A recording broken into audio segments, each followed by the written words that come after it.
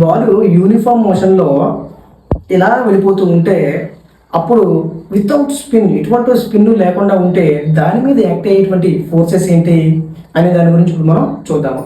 అయితే ఎటువంటి ఫోర్సెస్, ఎటువంటి స్పిన్ లేకుండా స్ట్రైట్గా వెళ్ళిపోతుంది అంటే అక్కడ యాక్ట్ అయ్యేటువంటి గ్రావిటేషనల్ ఫోర్సు అదేవిధంగా డ్రాగ్ ఫోర్స్ రెండు కూడా బ్యాలెన్స్ అయిపోతాయి.